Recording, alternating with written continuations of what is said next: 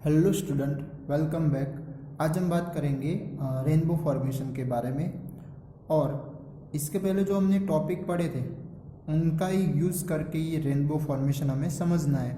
यानी कि एक तो हमने प्रिज्म के थ्रू जो रिफ्रैक्शन होता था वह देखा था, ठीक है। इसके साथ साथ dispersion of white light by prism, ठीक है, तो वह भी हमने देखा था, ठीक है। और उससे ही क्या बोला गया था, डिस्पर्सन बोला गया था कि जो वाइट लाइट है वह अपने 7 कॉन्स्टिट्यूट कलर या फिर 7 कंपोनेंट कलर में जो कन्वर्ट होता है उससे क्या बोला जाएगा, dispersion of white light, okay, या फिर डिस्पर्सन हम बोलेंगे। इसके साथ साथ अब ये डिस्पर्सन होने की वजह से वहाँ पर बैंड कलर कंपोनेंट की बैंड हमें देखने को मिलती थी, और उस बैंड को क्या बोला गया था, स्पेक्ट्रम बोला गया था, ठीक है। तो अब ये स्पेक्ट्रम तो प्रिज्म के थ्रू क्रिएट हुआ था, ठीक है, बट इसी तरह एक ऐसा स्पेक्ट्रम नेचुरल में भी क्रिएट होता है जिससे हम क्या बोलते हैं, रेनबो बोलते हैं, ठीक है। और ये रेनबो को अब दूसरे नाम से क्या बोला जाएगा, नेचुरल स्पेक्ट्रम भी बोला जाता है। इसे हम क्या बोल सकते हैं, अब मान लो कि आपको ये शॉर्ट क्वेश्चन में आ सकता है कि नेचुरल स्पेक्ट्रम किसे बोला जाता है, ओके, तो क्या होगा, रेनबो, ठीक है। अब ये तो बात हो गई कि नेचुरल स्पेक्ट्रम बोला जाता है, बट ये कब देखने को मिलता है रेनबो, तो मॉनसून के वक्त ही हमें देखने को मिलता है, ठीक है, नेचुरल में। और इसके साथ साथ नॉर्मल डेज यानी कि विंटर समर में बात करें तो फिर देखने को मिलता नहीं है। तो मॉनसून में ऐसा तो क्या होता है एटमॉस्फेयर में जिसकी वजह से ये रेनबो फॉर्म होता है, ठीक है। तो वह है जो एटमॉस्फेयर है उसके अंदर टाइनी वाटर ड्रॉपलेट होते हैं, इनकी प्रेजेंस की वजह से क्या होगा, वहां पर रेनबो फॉर्म होगा, ठीक है। तो इसका मतलब ऐसा हुआ कि ये टाइनी ड्रॉपलेट वाटर के वह एक प्रिज्म की तरह रिएक्ट कर रहे हैं। क्या कर रहे हैं, वह एक water droplet act like prism. तो वहां पर किसकी वजह से रेनबो फॉर्म होता है, तो टाइनी वाटर ड्रॉपलेट की वजह से। किसकी वजह से, टाइनी वाटर ड्रॉपलेट की वजह से। और ये वाटर ड्रॉपलेट एटमॉस्फेयर में स्मॉल प्रिज्म की तरह वहां पर रिएक्ट करते हैं, ठीक है। तो इसकी वजह से क्या होगा, इन रेनबो फॉर्म होता है। और इसके साथ साथ आपने रेनबो को नोट किया हो तो जो सन की ऑपोजिट डायरेक्शन में वह बनता हुआ देखने को मिलेगा, ठीक है। तो अब ऐसा तो वाटर ड्रॉपलेट में क्या होता है जिसकी वजह से ये रेनबो फॉर्म होता है, तो वाटर ड्रॉपलेट में 3 तरह की प्रोसेस होती है, 3 स्टेप में। कौन सी, तो फर्स्ट होता है वाटर ड्रॉपलेट की वजह से, जब वह व्हाइट लाइट उसके ऊपर इंसिडेंट होती है तो वाटर ड्रॉपलेट भी एक मीडियम हो जाएगा वाटर का। तो फर्स्ट ऑफ ऑल रिफ्रैक्शन होता है एंड डिस्पर्शन होता है, ठीक है। इसके बाद नेक्स्ट जो सेकेंड स्टेप में टोटल इंटरनल रिफ्लेक्शन होता है, यानी कि TIR, ओके। और थर्ड पोजीशन में फिर से क्या हो जाता है, रिफ्रैक्शन हो जाता है, ठीक है। ये कैसे होता है वह हम फिगर के थ्रू समझने वाले हैं वह, बट यहाँ पे आपको ये टोटल इंटरनल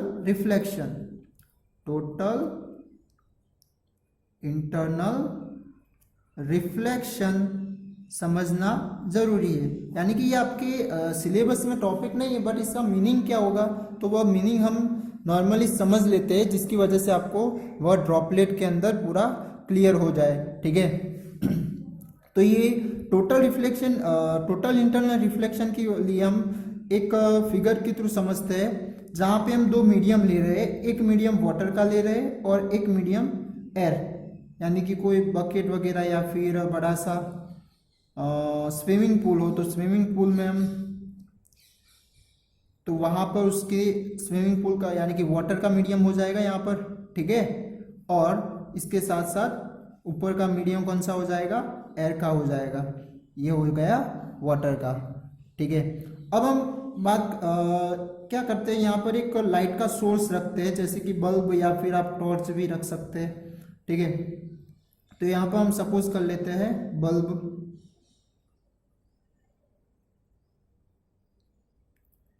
एक बल्ब सपोज कर लेते हैं, ठीक है। तो अब ये ग्लो करेंगे तो वह सारी डायरेक्शन में क्या करेगा, लाइट पास करेगा, ठीक है।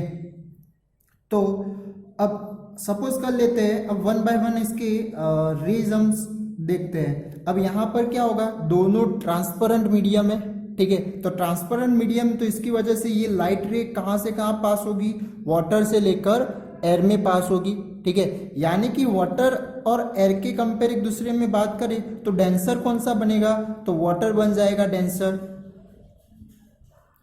बन जाएगा, ठीक है, जो हम चैप्टर 10 में पढ़ के आए। और ये क्या बन जाएगा, रेरर बन जाएगा, ओके। तो अब आपको पता है कि जब डेंसर में से रेरर में लाइट रे जाता है तो वह क्या होता है, नॉर्मल से दूर चला जाता है, यानी कि अवे फ्रॉम दी नॉर्मल, ठीक है। तो इसकी वजह से यहाँ पर फर्स्ट जो हम लाइट रे इंसिडेंट करते हैं वह एग्जैक्ट परपेंडिकुलर इंसिडेंट कर रहे हैं, ठीक है। तो इसकी वजह से अब ये लाइट रे किस डायरेक्शन में मूव करेगी या फिर कैसे रिफ्रैक्ट करेगी, ठीक है। तो वह क्या होगा, जब भी इस तरह से 90 डिग्री पर सरफेस, दोनों को इंटरफेस करती हुई सरफेस, ये क्या हो जाएगी, वाटर एंड एयर को इंटरफेस करती हुई सरफेस है, ठीक है। तो जब भी ये इंसिडेंट करेगी तो ये रिफ्लेक्शन होगी नहीं, बट वह स्ट्रेट लाइन में क्या हो जाएगा, पास हो जाएगा, ठीक है। जैसे कि हमने रिफ्लेक्शन में भी देखा था और रिफ्रैक्शन में भी आपको बताया था कि इस तरह से जब भी 90 डिग्री पर कोई रेज इंटरफेस के ऊपर इंसिडेंट होगी तो वह straight line along the straight line हो जाती है, ठीक है। तो ये हम मान लेते हैं यहाँ पर ए पॉइंट पर कुछ इस तरह की फिनोमेना देखने को मिलेगी। अब एक सेकंड रेज लेते हैं जो कुछ एंगल बना के क्या कर रहा है, इंसिडेंट हो रहा है, ठीक है। तो अब यहाँ पर जो इंसिडेंट एंगल बनाना हो तो उसके लिए क्या करना पड़ेगा, ये इंसिडेंट पॉइंट के ऊपर आपको नॉर्मल ड्रॉ करना पड़ेगा। ये पोजीशन हम ले लेते हैं बी, ठीक है। तो अब यहाँ पर क्या हो गया, कुछ एंगल हो गया, इंसिडेंट एंगल। इस इंसिडेंट एंगल के लिए हम मान लेते हैं I1, ओके। पर्टिकुलर कोई वैल्यू नहीं लेते बट I1 हम बोल देते हैं। तो I1 के लिए जो अब ये रे जो होगी, इंसिडेंट रे की जो रिफ्लेक्टेड रे बनेगी, रिफ्रैक्शन वाली, तो वह कैसे बनेगी, तो ये भी क्या हो रहा है, वाटर में से एयर में जा रहा है, यानी कि डेंसर में से रेरर में जा रहा है ये, ठीक है। तो अब क्या हो जाएगा, वह नॉर्मल से दूर भागेगा वह रे, ठीक है। तो कुछ इस तरह से वह होगा, अपनी मेन डायरेक्शन से कुछ टेढ़ा होकर जाएगा, ठीक है। तो ये बन गई इसकी रिफ्रैक्शन रे, ठीक है। अब सेकेंड हम पॉइंट लेते हैं सी पॉइंट पर।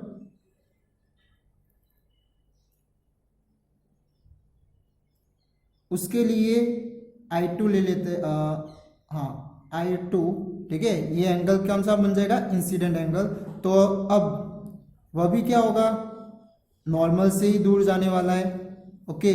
तो इस तरह से हम बारीकी से एक रेज दिखाएंगे तो क्या होगा, मान अब ये रे के लिए क्या हो जाता है कि ये जो यहाँ पर इंसिडेंट एंगल बन रहा है I3, ठीक है, वह I3 का अब जो रिफ्रैक्शन रे बनेगा, ठीक है, रिफ्रैक्टेड रे, तो वह कैसी होगी, तो वह यहाँ पर उस मीडियम में जाए बगैर दोनों को इंटरफेस करती हुई सरफेस के ऊपर पास होने का स्टार्ट कर देती, यानी कि उस दोनों इंटरफेस करती हुई सरफेस पर पास होती, ठीक है। यानी कि ये वह नॉर्मल के बीच में कितना एंगल बना रही है, नॉर्मल और रिफ्रैक्टेड रे के बीच में 90 डिग्री का एंगल बन जाता है, किसका, आर का। R means angle of refraction, R means क्या हो जाएगा, एंगल ऑफ रिफ्रैक्शन, ठीक है। तो यहाँ पर एक इंसिडेंट पॉइंट ऐसा होता है जिसकी वजह से अब ये रिफ्रैक्टेड रे क्या हो जाती है, दोनों को इंटरफेस करती हुई जो लाइन होती है उसके ऊपर ही पास होने का स्टार्ट कर देती है, ठीक है। अब नेक्स्ट हम जो रे लेंगे उससे अब उसकी क्या कंडीशन होगी आप सोच सकते हैं, तो चलो वह भी देख लेते हैं। तो ये हो जाएगा इस पॉइंट का, यहां पर हम ले लेते हैं सी, डी और ई पॉइंट, ठीक है। ये पॉइंट ले लेते हैं ई, ओके। तो अब ये ई पॉइंट के लिए क्या होगा, तो अब ये जो इंसिडेंट रे है उसका कुछ एंगल यहाँ पर बनेगा, इंसिडेंट एंगल ऑफ इंसिडेंस, ठीक है। अब यहाँ पे जो रिफ्रैक्टेड रे है वह दूसरे मीडियम में जाए बगैर वह क्या होने लगता है, वही मीडियम में बाउंस बैक हो जाता है, यानी कि रिफ्लेक्ट हो जाता है, ठीक है। तो अब ये रिफ्लेक्ट होने की वजह से क्या हो जाएगा, कुछ अंदर के यानी कि वाटर के अंदर ही बैक हो जाता है, ठीक है। तो अब इस तरह का जो फिनोमिना हुआ उसे ही क्या बोला गया है, टोटल इंटरनल रिफ्लेक्शन। यानी कि अब ये जो सरफेस होगी वह ये उसके ये यानी कि ये I3 के बाद वाले जो भी एंगल होंगे उनके लिए ये क्या बन जाएगी, तो एक रिफ्लेक्टिंग सरफेस बन जाएगी। क्या बन जाएगी, एक ये सरफेस रिफ्लेक्टिंग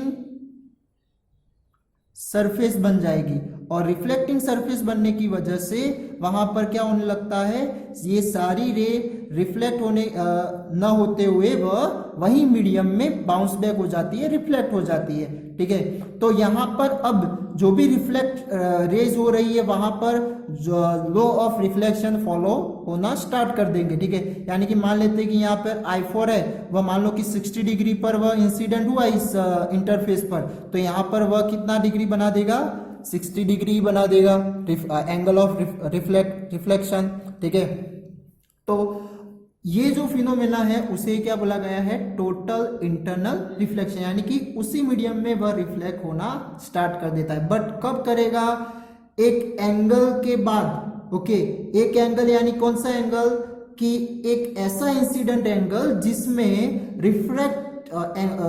रिफ्रैक्टेड रेज हुआ है, कौन सी, रिफ्लेक्टेड रे, ठीक है। तो वह रिफ्लेक्टेड रे कहां पर रिफ्लेक्ट होना स्टार्ट कर देती है, उन दोनों की जो इंटरफेस वाली सरफेस है वहां पर वह पास होने का स्टार्ट कर देती है, ठीक है। तो इस तरह का जो इंटरनल यानी कि इंसिडेंट एंगल बनता है, उस इंसिडेंट एंगल को बोला जाता है क्रिटिकल एंगल, और उसे सिंबॉलिक किया जाएगा C से, ठीक है। और अब ये जो क्रिटिकल एंगल होते हैं वह आप पर डिपेंड करेगा कि आप कौन से मीडियम की कंपैरिजन कर रहे हैं, उसके अकॉर्डिंग वहां पर क्रिटिकल एंगल बनेंगे, ठीक है। तो ये बात थी टोटल इंटरनल रिफ्लेक्शन। तो अब उस रेन ड्रॉप जो होता है ड्रॉपलेट, ठीक है, तो उसके अंदर भी कुछ इस तरह का फिनोमेना क्रिएट होता है, टोटल इंटरनल रिफ्लेक्शन वाला। और इसी की वजह से वह वहां पर क्या होगा, जो बाउंस बैक हो जाते हैं फिर से वही मीडियम पर, यानी कि वाटर ड्रॉपलेट में ही वापस आ जाते हैं। अब वह कैसे आते हैं वह हम देखते हैं। तो उसके लिए हम एक वाटर ड्रॉपलेट ड्रॉ कर देते हैं।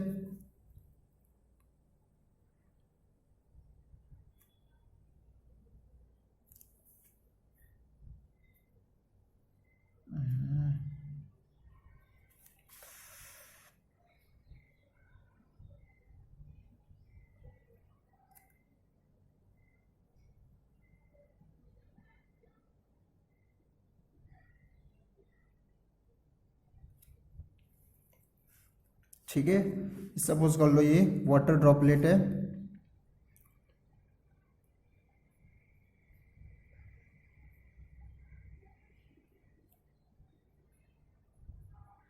ड्रॉपलेट, ठीक है। अब इसके ऊपर जैसे ही वाइट लाइट यानी कि सनलाइट इसके ऊपर फॉल्स होगी, तो जो 3 स्टेप में जो प्रोसेस होती है वह अब हम समझते हैं। तो ये क्या हो जाएगा, सनलाइट हो जाएगा, ठीक है। तो ये जो सनलाइट होगी वह ये कुछ ए दोनों को इंटरफेस करती हुई सरफेस के ऊपर इंसिडेंट होने वाली, यानी कि हम सपोज कर लेते हैं ये पॉइंट को ए। तो ये ए पॉइंट के बाद वह क्या होगा, एयर में से वाटर में जा रहा है रे, ठीक है। तो वाटर पूरा वाटर ड्रॉपलेट है ना, इसकी वजह से वाटर में जा रहा है। तो अब यहाँ पर ए पॉइंट पर उसकी 2 रिएक्शन होगी, कौन सी, तो फर्स्ट रिफ्रैक्शन तो होने ही वाला है, ओके।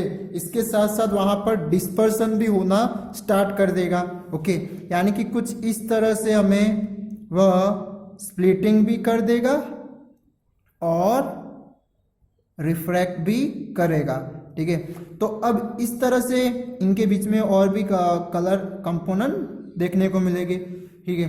अब उसके बाद क्या हो जाएगा कि यहाँ पर जो इंसिडेंट होता है तो वह एक्चुअली ये तो क्या हो गया, ट्रांसपेरेंट मीडियम हो गए, तो यहाँ से वह क्या होना चाहिए, बाहर निकलना चाहिए, ठीक है।